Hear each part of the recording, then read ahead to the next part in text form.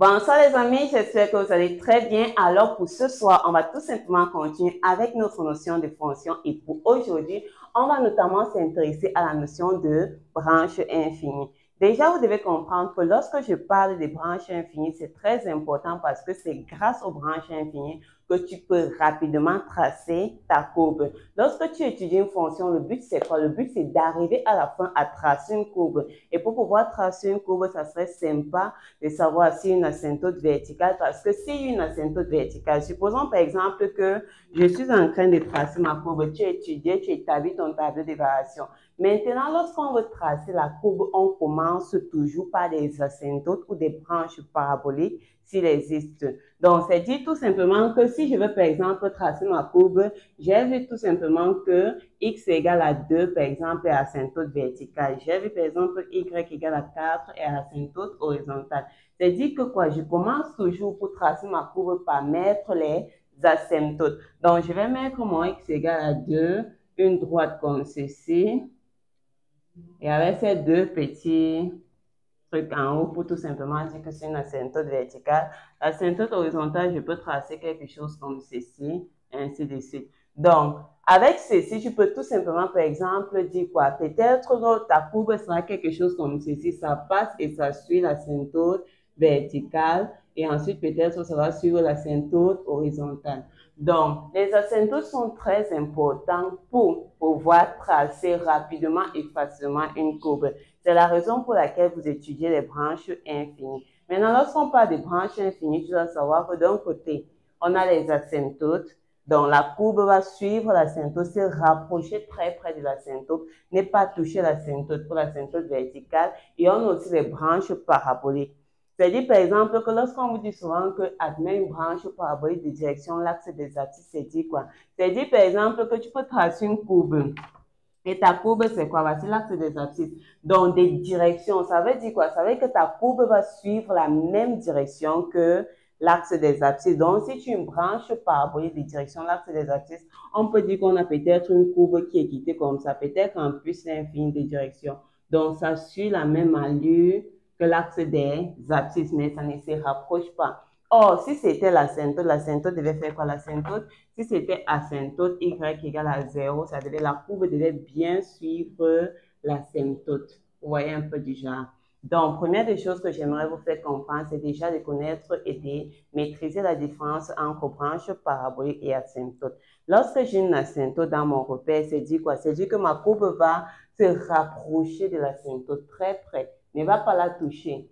Donc, la seule asymptote qu'on ne peut pas toucher, c'est l'asymptote verticale. L'asymptote oblique, l'asymptote horizontale, c'est possible, mais ça se rapproche très près de ton asymptote. Tandis que si je dis j'ai une branche parabolique de direction, par exemple, l'axe des abscisses, ça veut dire que la courbe, lorsqu'on dit par exemple en plus infini, lorsque je pars vers plus infini, la courbe a la même direction que l'axe des abscisses, mais ça ne se rapproche pas de l'axe des abscisses.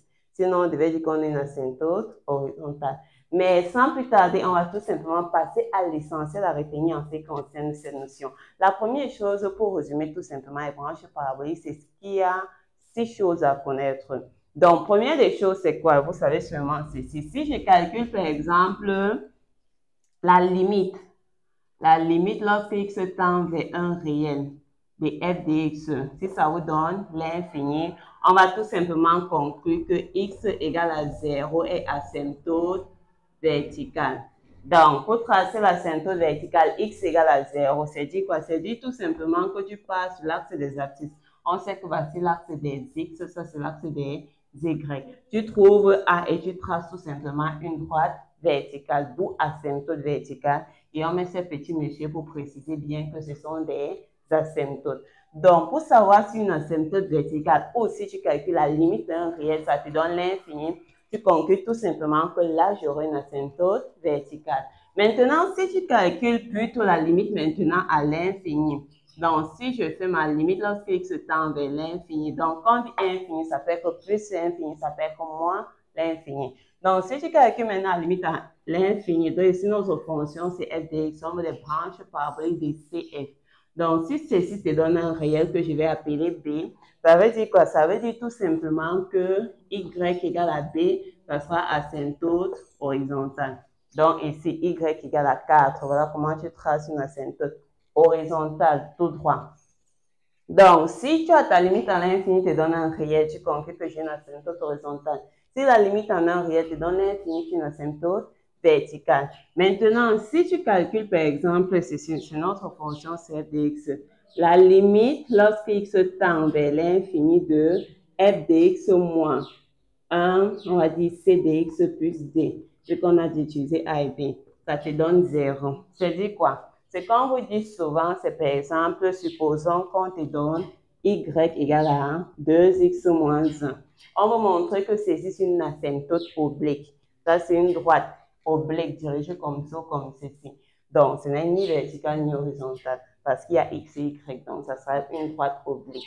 Donc, lorsqu'on va montrer que ce monsieur est tout simplement asymptote oblique de notre fonction, tout ce qu'on a fait, si ta fonction c'est f, tu calcules la limite de f de x moins l'équation ci. Donc, ici là, notre c c'est 2 et notre d c'est moins 1. 2 si on remplace par 2x moins 1.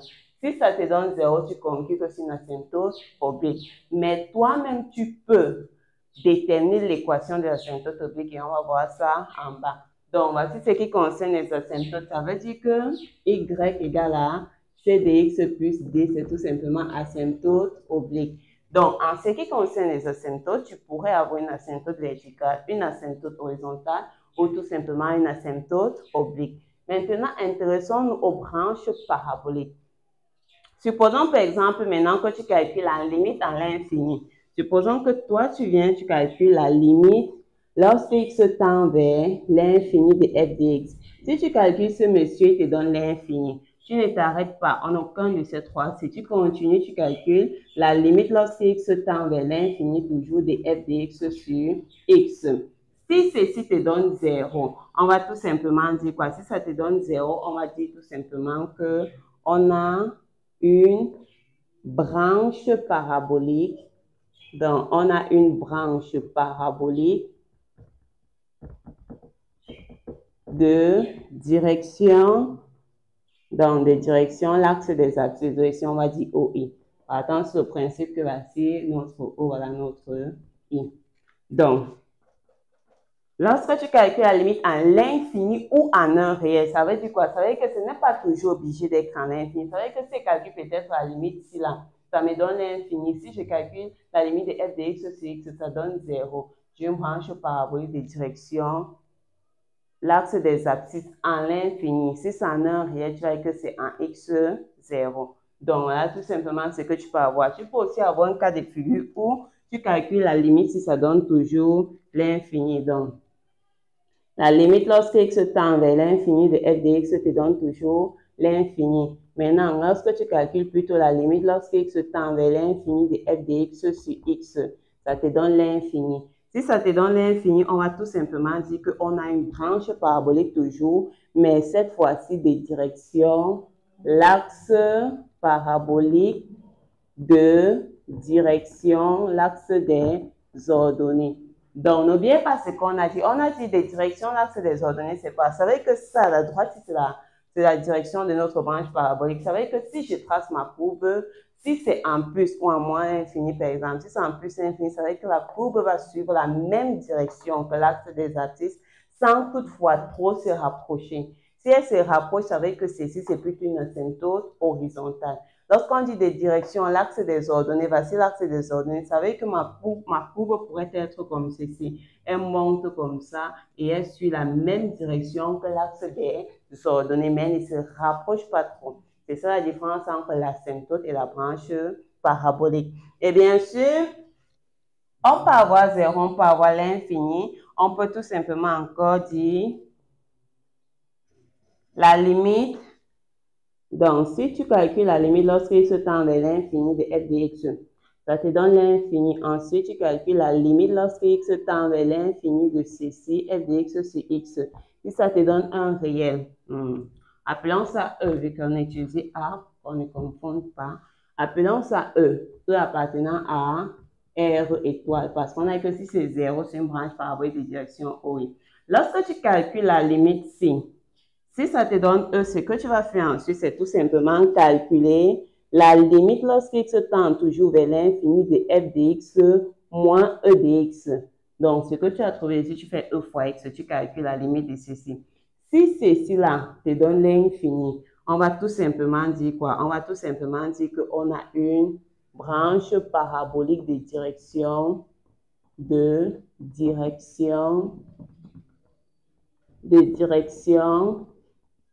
égale à E de x. Ça veut dire quoi? Ça veut dire de direction y égale à E de x, ça veut dire que je vais tracer la droite E de x. Ça peut être une droite comment? Ça peut être une droite comme ceci. Tu traces la droite E de x. Donc, si je trace par exemple la droite E de x, y égale à E de x. Comme j'ai dit des directions, ça veut dire que ma courbe, si c'est en plus infini, ma courbe pourrait être comme comment? Ça pourrait être quelque chose qui vient et ensuite va suivre la même direction que E de x sans toutefois trop se rapprocher. Donc, lorsqu'on a ceci, je calcule f de x, ça peut me donner 0, l'infini ou un réel. Si c'est un réel, je calcule ceci, si ça me donne l'infini, je me branche parabolique de direction E de x. Mais si tu calcules ceci, donc si tu as la limite, si au lieu de te donner l'infini, donc la limite de f de x au moins le E de x, si au lieu de te donner l'infini, ça te donne par exemple plutôt un f.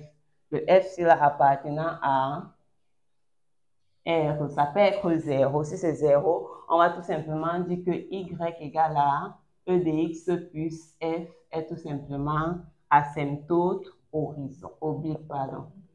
Ça veut dire que si dans l'exercice, tu n'as pas l'équation de l'asymptote oblique, pour pouvoir trouver, si on te dit qu'il y a asymptote oblique, première des choses, il faut que la limite à l'infini donne l'infini plus ou moins. La limite de f de x sur x te donne tout simplement un réel et la limite de f de x au moins e de x te donne un réel. Dans ces cas, tu auras asymptote oblique. Ça veut dire que si ceci donne 0, ça c'est 0, tu auras y égale à e de x, ce serait plutôt asymptote oblique. Si c'est l'infini, ça serait branche parabolique de direction y égale à e de x. C'est tout ce qui est à savoir en ce qui concerne les branches paraboliques. Et n'oubliez pas ce qu'on a dit, ça c'est branche parabolique en plus infini. Ça veut dire que si on est plutôt en un réel, que les conditions sont vérifiées pour x tendant vers x 0, on va dire branche parabolique de direction, l'axe des abscisses en x 0, ainsi de suite. Donc, sans plus tarder, on va tout simplement prendre quelques fonctions et voir comment appliquer cela. Alors, notre exercice nous demande d'étudier les branches infinies des fonctions définies par, commençons par A et B. A, c'est f de x qui est égal à au numérateur x carré plus valeur absolue de x moins 2 et au dénominateur valeur absolue de x plus 1. Et B, c'est g de x qui est égal au numérateur racine de x moins 1 et au dénominateur racine de 9 moins x moins racine de x moins 3. Ok, je veux étudier les branches infinies de ces fonctions-ci. La première des choses qu'on va tout simplement faire, c'est commencer par le domaine de définition. J'ai pris 4 types de fonctions. Une fonction qui a des valeurs absolues pour vous montrer comment travailler avec ce type de fonctions. Chaque fois que vous aurez les valeurs absolues, essayez toujours de les retirer d'abord pour vous faciliter la tâche. Une fonction avec les racines, pour se rappeler des fonctions irrationnelles. Une fonction trigonométrique et la dernière fonction, c'est une fonction racine énième.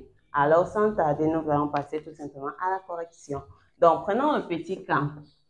Le petit A. Alors, si je te dis A est égal à f de x, donc, première des choses, domaine de définition. Alors, regardons cette fonction. On sait que c'est une fraction. Or, pour qu'une fraction existe, il faudrait tout simplement quoi? Il faudrait tout simplement que notre dénominateur soit différent de 0. Or, valeur absolue différente de 0, on peut retirer la valeur absolue. Ça revient à dire que x est différent de moins 1. Donc, première information importante, le domaine de ma fonction, c'est tout simplement moins l'infini, moins 1, union, moins 1, plus l'infini. Bien. Donc, pour pouvoir étudier vos branches infinies, c'est les limites des bornes qui vont vous dire si une asymptote verticale, horizontale, oblique ou bien tout simplement des branches paraboliques. Donc, lorsque vous avez le domaine de définition, ici, comme il y a les valeurs absolues, ce que je vous conseille toujours de faire, c'est de retirer les valeurs absolues. Et pour retirer les valeurs absolues, voici comment vous faites. Première des choses, on sait que la valeur absolue d'un nombre est positive si ce nombre est positif et négatif si ce nombre est négatif. Donc, vous aurez besoin du tableau de signes de ce monsieur et de celui-ci pour pouvoir retirer sa valeur absolue. Donc, ici, je vais tout simplement faire un petit tableau de signes. C'est vrai qu'on a eu à faire des vidéos dessus, que vous pourrez regarder quand vous aurez le temps. Donc, de moins l'infini. OK, celui-ci, si on résout égal à 0, c'est 2. Celui-ci, c'est moins 1. Donc, commençons par le petit frère et ensuite. Bien, commençons par ceci. Je veux retirer la valeur absolue de ça. Première des choses, je m'occupe d'abord du signe. Et ensuite, je vais m'occuper de la valeur absolue, son expression. De même, pour x plus 1, je m'occupe d'abord du signe et ensuite, je vais tout simplement m'occuper de son expression. Donc, ici, on va dire valeur absolue x plus 1. Bien, quand vous avez ceci, qu'est-ce que vous faites? Celui-ci s'annule où? Il s'annule ici. Maintenant, quel est son signe? Avant, signe concret. Donc, ça, c'est moins, moins, plus. Celui-ci, maintenant, regardez, ça veut dire quoi? Ça veut dire que chaque fois que je vais prendre x ici, l'expression ci à l'intérieur serait négative. Or, la définition de ma valeur absolue dit que si le nombre qui est dedans est négatif, alors c'est le signe concret. Donc, je multiplie tout ce qui est dedans par moins. Or, si je multiplie par moins, ça devient quoi? Ça devient moins x fois moins, ça devient plus de négatif. Donc, moins x plus 2, ça s'annule aussi ici. Quand c'est positif, je conserve. Chaque fois que je vais prendre x ici, l'expression sera positive. Donc, je conserve toujours la valeur absolue. Ça sera tout simplement ceci. Exemple. Si je prends par exemple 0, 0 et ici, la valeur absolue de moins 2, c'est 2. Si je remplace ça par 0, ça me donne le 2 là. Donc, c'est bon. Maintenant, vous faites la même chose. Ceci s'annule ou il s'annule tout simplement ici. Maintenant qu'il s'annule là, avant, quel est le signe? Moins, plus, plus. Maintenant, lorsque c'est négatif, je multiplie par moins. Ça va me faire moins x moins 1. Et lorsque c'est positif, c'est conservé. Maintenant que vous avez ceci, vous pouvez tout simplement écrire votre fonction sans les valeurs absolues. Et pour ce faire, c'est dire quoi? C'est dire que notre f de x pourra encore s'écrire comme f de x est égal à... Donc, comme il y a 3 différents, on va prendre ici, ici, ici. Donc, ça sera à quoi? Ça sera égal à x carré. La valeur absolue dans l'intervalle, c'est tout simplement moins x plus 2. Ceci là, c'est moins x moins 1. Ça, c'est si je prends x dans quel intervalle? Dans moins l'infini jusqu'à moins 1. Ou bien, on prend nous en moins 1 parce qu'on a dit que notre fonction n'était pas définie en moins 1. Et ensuite, je continue en disant quoi? Si je suis plutôt ici, la valeur absolue ici s'écrit comme ça. Donc, ça serait x carré moins x plus 2. Et ceci s'écrit comment? Comme x plus 1. Si je suis où? Si je suis dans l'intervalle moins 1, 2. Je peux fermer à 2 ouverts si je veux. Et en dernière position, si je suis plutôt là, ma valeur absolue, ça serait x carré moins x plus 2. Et ceci, c'est quoi? Non, pas moins x, x plus 2. Donc, ça, c'est plus, ça, c'est moins. Et ceci, c'est x plus 1. Si je prends moins x dans 2 jusqu'à plus l'infini. Bien. Donc, c'est dit tout simplement que la fonction f de x, c'est encore comme ça que j'aurai son expression sans valeur absolue. Maintenant que j'ai tout simplement fait ceci, je vais tout simplement calculer les limites bornes de son domaine de définition. Donc, on n'a plus besoin de ceci. On va garder l'expression de notre fonction. Allons-y. Si je veux la limite lorsque x tend vers moins l'infini de f de x, je viens ici, je regarde quoi? Voici moins l'infini, voici plus. Donc, si je vais en moins l'infini, c'est l'expression que j'utilise. Donc, c'est encore la limite lorsque x tend vers moins l'infini de x carré moins x plus 2 sur le moins x moins 1. Or, c'est quoi? Fonction rationnelle. Mon nombre de pi au degré sur mon nombre de pi au degré. Donc, c'est la limite de quoi? La limite lorsque x tend vers moins l'infini de x carré sur moins x.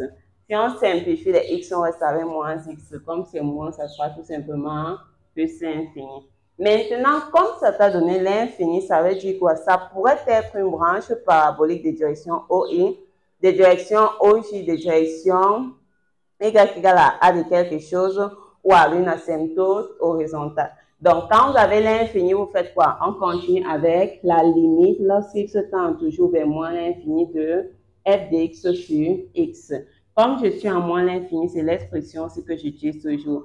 Donc, si je divise par x, le x qui va multiplier ça. Donc, ça reviendra à dire que c'est la limite lorsque x tend vers moins l'infini de x carré moins x plus 2 sur tout ceci multiplié moins x carré moins x. Limite de quoi? Mon nombre de plus haut degré. Donc, ça serait tout simplement moins l'infini de x carré sur moins x carré. Si on simplifie les x carré, on reste avec moins 1. Comme ça me donne un réel, je suis à quel niveau? Si ça me donne un réel, je ne suis pas là, je suis tout simplement ici. Donc, soit ça serait une branche parabolique de direction ceci ou avec une asymptote oblique. Pour ce faire, je continue en faisant la limite lorsque x tend vers moins l'infini toujours de f de x moins ceci fois x, donc ça va faire plus x. Donc, je suis toujours à moins l'infini, donc c'est l'expression que j'utilise. Donc, ça serait tout simplement la limite lorsque x tend vers moins l'infini de x carré moins x plus 2 sur moins x moins 1 plus x.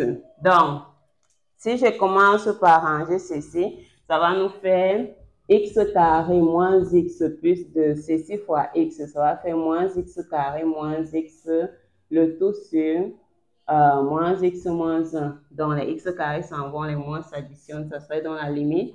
Lorsque x tend vers moins l'infini de ceci, ça va faire moins 2x plus 2 sur le moins x moins 1. Or, limite, ça sera limite de moins 2x sur moins x. Donc, si on simplifie, on reste tout simplement avec 2. Ça veut dire quoi? Ça veut dire tout simplement que pour ma première fonction, j'aurai y égale à quoi? Comme c'est un réel, c'est une asymptote. Y égale à moins x plus 2 et asymptote oblique en moins l'infini parce que c'est si on a trouvé en moins l'infini. Maintenant qu'on a fini, on va continuer avec à gauche de 1. Si je suis à gauche de 1, ok, je suis à gauche de 1, ça veut dire quoi? Je veux la limite lorsque x tend vers moins 1, pardon, à gauche de moins 1, df de x. Alors, à gauche de moins 1, c'est tout simplement l'expression qu'on utilise. Donc, ça serait la limite lorsque x tend vers moins 1 de x carré moins x plus 2 sur moins x moins 1. Donc, ça va faire quoi?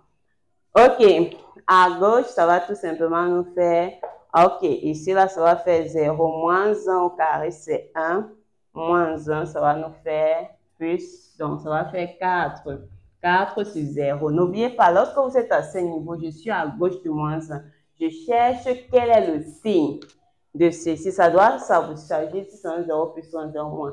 Maintenant, regardez, si ceci s'annule à moins 1, avant, c'est tout simplement un signe concret de ce qui est devant x, donc c'est 0 plus. Donc ici, c'est 0 plus. Et comme ici, il y a plus, ça va faire quoi? Plus fois plus, on va dire tout simplement que c'est plus l'infini. Donc, en plus d'avoir une asymptote horizontale, pardon, oblique à moins l'infini, on aura tout simplement y et x, pardon, égale à moins 1 sera une asymptote verticale. Bien. Essayons à droite. Lorsque je veux la limite, j'ai appris ça. Lorsque x tend vers moins 1 à droite, df de x, ça sera quoi? Je suis à droite, ça c'était à gauche. À droite, je prends ceci. À gauche, c'est dit quoi? C'est les valeurs avant moins 1. Donc, de moins l'infini jusqu'à ceci, toutes les valeurs, c'est soit avant. Donc, à gauche, je prends ceci. À droite, c'est moins 1 en montant. Donc, je prends ceci. Donc, à droite, ça serait la limite lorsque x tend vers moins 1. À droite de x carré moins x plus 2 sur x plus 1. Donc, ok, moins 1, ça va faire 4. Et ici en bas, ça va faire 0. Maintenant, si on est à droite, donc si on est à droite, tout simplement, l'expression, c'est comment? Si je suis à droite, ça veut dire que l'expression, c'est la f positive. Signe concret, ça serait moins, et à droite, ça serait plus. Donc, ici, c'est encore plus. Donc, la limite, là, c'est tout simplement plus l'infini. Donc, la limite à gauche et à droite, ça donne plus l'infini. Maintenant qu'on a ceci, ça veut dire x égale à moins 1, c'est une asymptote verticale. Remarquez par exemple que si ici on avait plutôt un réel, déjà 2, 3 ou 4, ça veut tout simplement dire que ça serait tout simplement, on aurait une asymptote verticale à gauche de moins 1. Comme ça, à gauche et à droite donne la même chose, on aurait une asymptote verticale à moins 1. Si c'était juste ici d'infini, on dirait que c'est juste à gauche de moins 1. Ok, maintenant la limite en plus infini. Si je suis en plus infini, On va calculer la limite en utilisant ceci. Donc, on va dire limite lorsque x tend vers plus l'infini de f de x. Donc, mon nombre de plus haut degré, donc ça serait plus l'infini. La limite, donc, lorsque x tend vers plus l'infini de f de x sur x, ça serait donc ceci divisé par x. Donc, ça serait x carré sur x carré. Donc, ça serait 1. Et on fait limite lorsque x tend vers plus l'infini de f de x moins x. Donc, ça va faire f de x moins x, donc x carré plus x moins 2 sur x plus 1 moins x, ça va faire x carré plus x moins 2. Ceci va faire moins x carré moins x, le tout sur x plus 1. Donc, x carré, donc on reste avec moins 2 sur x plus 1. Donc, c'est la limite lorsque x tend vers plus l'infini de moins 2 sur x plus 1. En réel sur l'infini, c'est 0. Ça veut dire quoi? Ça veut dire qu'en plus l'infini, c'est y égale à x est asymptote horizontale en plus l'infini. Donc, première remarque, on peut avoir deux asymptotes horizontales différentes.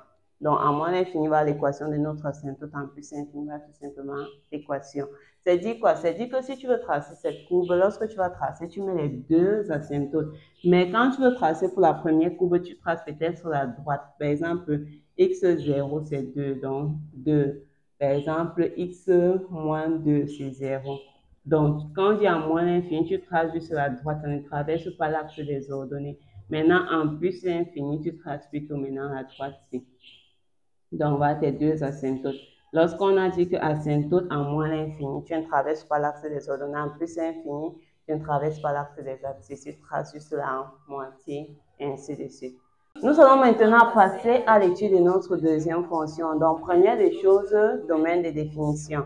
Donc, ici, une fonction irrationnelle. Je sais quoi? Je sais que pour que ça existe, ça va exister si seulement si x moins 1 est supérieur ou égal à 0. Si racine de 9 moins x, c'est 9 moins x supérieur ou égal à 0. Donc, il faut et x moins 3 supérieur ou égal à 0. Et donc, déjà, il faut que toutes les racines existent. Donc, à l'intérieur, positif, positif, positif. Maintenant, comme c'est une fraction, il faut aussi que ceci soit différent de 0. Donc, ça veut dire quoi? Ça veut dire que je dois avoir x supérieur ou égal à 1 et 9 supérieur ou égal à x et x supérieur ou égal à 3. Et ceci, on va transformer en disant racine de 9 moins x différent de racine de x moins 3. Ce qui revient à dire 9 moins x différent de x moins 3. Donc, il faudrait tout simplement que 12 soit différent de 2x. Donc, il faut que x soit différent de 6. Bien, il faut 4 conditions. Première chose, x supérieur à 1, x inférieur à moins 9, x supérieur à 3, x différent de 6. Donc, pour tout simplement traduire ça, vous faites on va mettre 1, 3, 9, 6. Donc, je mets 1, je mets 3, je mets 6 et je mets 9. Première condition, je veux quoi? Je veux que mon x soit supérieur à 1. Ça veut dire quoi? X supérieur à 1, voici, je suis supérieur à 1.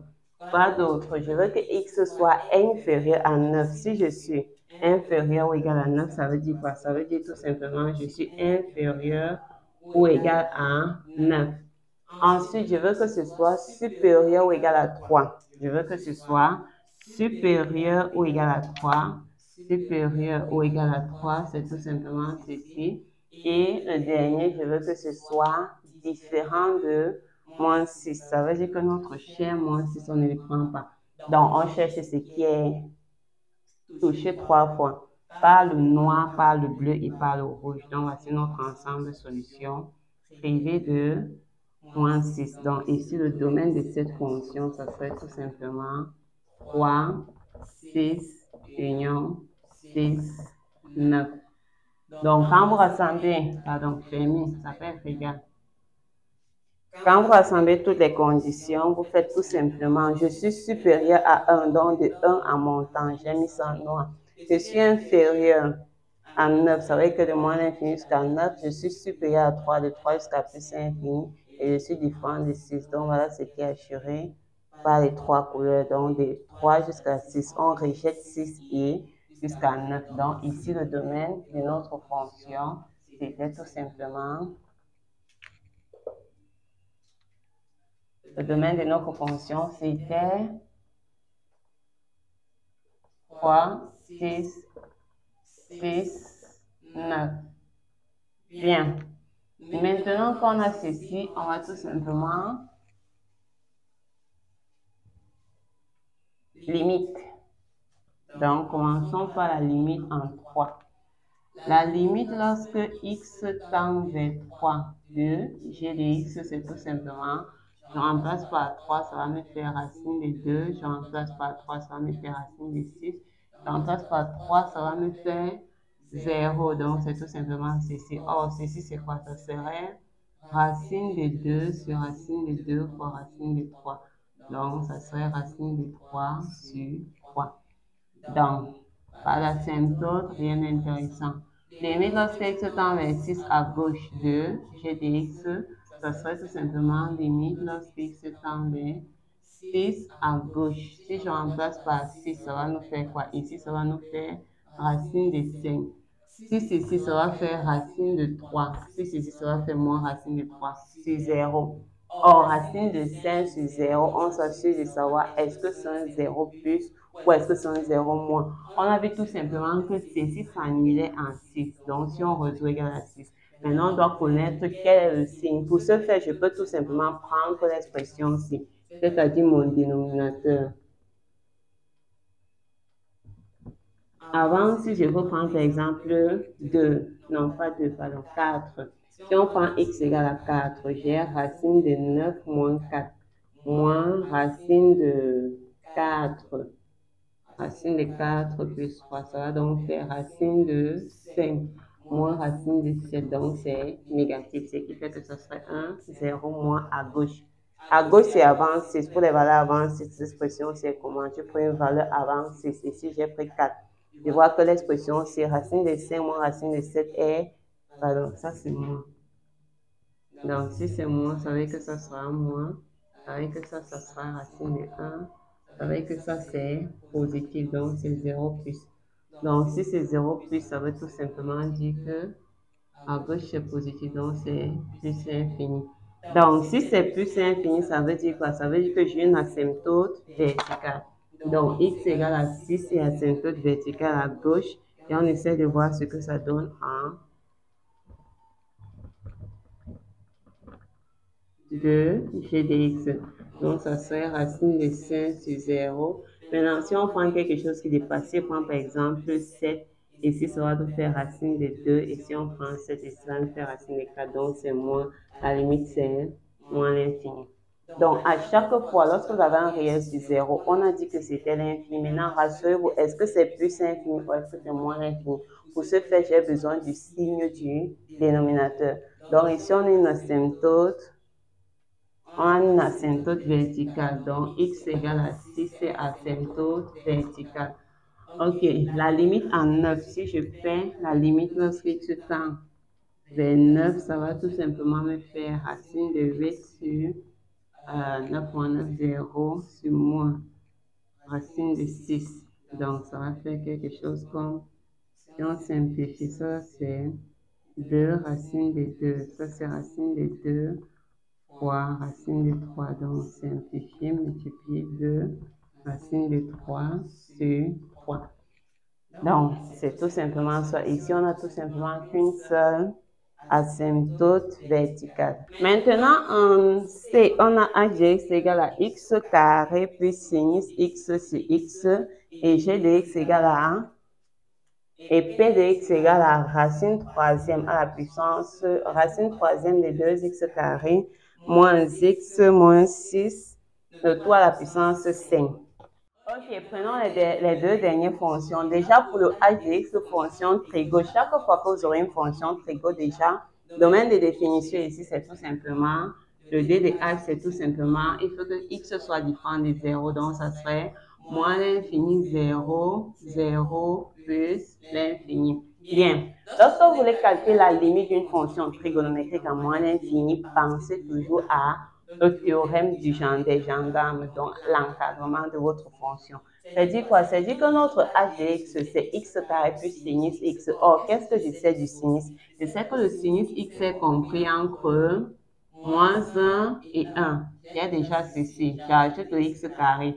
Donc, x carré moins 1 serait compris entre x carré plus sinus x et x carré plus 1. Bien. Maintenant, avant de diviser par x, n'oubliez pas ce qu'on a dit sur les propriétés des divisions, de comparaison, ainsi de suite. On a que si vous multipliez partout par quelque chose de positif, l'inégalité change. Ça veut dire que si vous multipliez partout par 1 sur x, si c'est positif, pardon, l'inégalité reste inchangée. Si c'est négatif, ça va changer. Ça veut dire que si on calcule la limite à moins l'infini, ça veut dire que x est négatif. L'inégalité va changer. En plus, l'infini, x est positif. L'inégalité va rester inchangée. Donc, lorsque j'arrive, je vais d'abord encadrer ceci. Maintenant, si je suis en moins l'infini, ça veut dire que si je veux la limite lorsque x tend vers moins l'infini de h de x, si on a en moins l'infini, x est comment? X est inférieur à 0. Ça veut dire que 1 sur x, ça sera également inférieur à 0. Si je multiplie donc tout le monde par 1 sur x, l'inégalité change, ce qui fait que j'aurai tout simplement celui-ci qui est ici, x carré plus 1 sur x serait inférieur à x carré plus sinus x sur x inférieur à x carré moins 1 sur x. N'oubliez pas ça, c'est important. Parce que si vous mettez juste le x sans savoir si c'est négatif ou positif, ça peut être faux. Parce que si c'est négatif, ça sera faux. Donc, maintenant que je suis en moins l'infini, donc h de x sera donc encadré par ceci et ceci. Le théorème de gendarme me dit que si la limite que j'ai ici est égale à celle que j'ai ici, forcément, la limite qui est ici, c'est la même chose. Donc, lorsqu'on arrive là, on calcule la limite ici.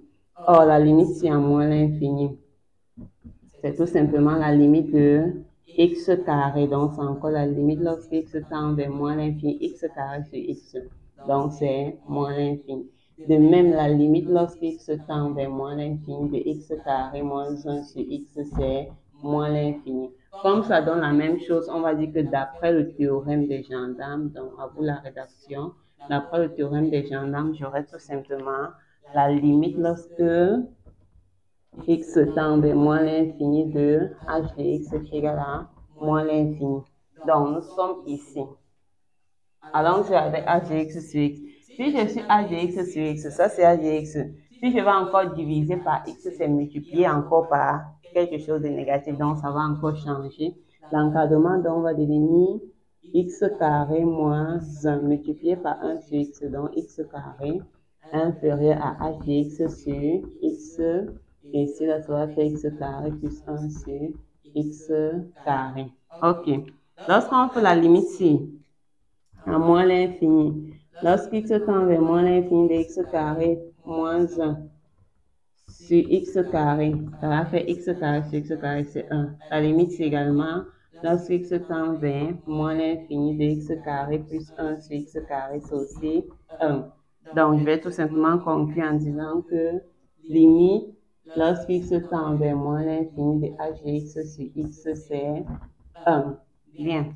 Si c'est 1, ça veut dire que je vais continuer avec la limite de h de x moins x. Vu que c'est 1, h de x moins x. Donc, première des choses, j'encadre moins x. Donc, ici, l'encadrement, ça va faire x carré plus 1 sur x moins x. h de x moins x et x carré moins 1 sur x moins x. Ça encore dit quoi? Ça encore dit tout simplement. Donc, ça va faire moins x carré. Donc, ça me fait 1 sur... Donc, je reste avec 1 sur x, h de x moins x. Et ici, là, je reste avec moins 1 sur x. Or, la limite ici, en l'infini. La limite lorsque x tend vers moins l'infini de 1 sur x, 1 réel sur l'infini, c'est encore la limite. Lorsque x tend vers moins l'infini de moins 1 sur x, ce qui fait 0. Donc, la limite de h de x est égale à 0. Donc, je vais conclure en disant limite lorsque x tend vers moins l'infini de h de x moins x égale à 0. Or, si c'est égal à 0, ça veut dire quoi? Ça veut dire que j'ai tout simplement y. Donc, on va dire y égale à x asymptote oblique en moins l'infini.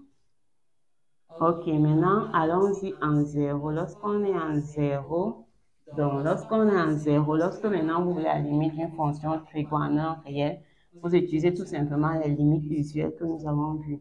Donc, c'est dire quoi? C'est dire que si je veux la limite lorsque x tend vers 0, de 0 à gauche ou 0 à droite, ça sera la même chose de x carré plus sinus x, c'est x. Donc, ça serait la limite lorsque x tend vers 0, 2. Donc, si on sépare, ça va faire x plus sinus x sur x. Or, la limite, si c'est 1, ça c'est 0, ça va faire 1. À droite, c'est la même chose, ça va aussi faire 1. C'est une limite usuelle, la limite de sinus x sur x. Maintenant, la limite en plus infini. Si je suis en plus infini, je multiplie par 1 sur x. Donc, je peux rapidement encadrer par ceci. En plus infini, h de x carré plus 1 sur x. Ce qui fait quoi? Si je veux la limite, lorsque x tend vers plus infini de h de x, la limite de ceci c'est plus infini. Donc h de x c'est plus infini. Si on veut h de x sur x, l'encadrement divisé par x, ça va faire h de x sur x et ça va faire x carré. Donc, la limite lorsque x tend vers plus l'infini de h de x sur x, ça serait tout simplement 1, 1. Donc, c'est 1. Et h de x moins x. Donc, si on fait h de x moins x, ça va faire moins x ici. Ça va faire moins 1 sur x. H de x 1 sur x. Donc, moins x. Dans la limite, lorsqu'x tend vers plus l'infini de h de x moins x, ça va faire 0. Donc, notre y égale à x est asymptote oblique sur tout le domaine. Donc, en moins et en plus infini, c'est asymptote oblique. Donc, ça, c'était tout pour. Parfois, vous avez les mêmes asymptotes obliques, les asymptotes obliques en plus et en moins qui ont même équation, ou sont équations différentes comme on a vu dans le premier cas. Alors, pour clôturer cette vidéo, on va tout simplement étudier les branches infinies d'une fonction racine énième.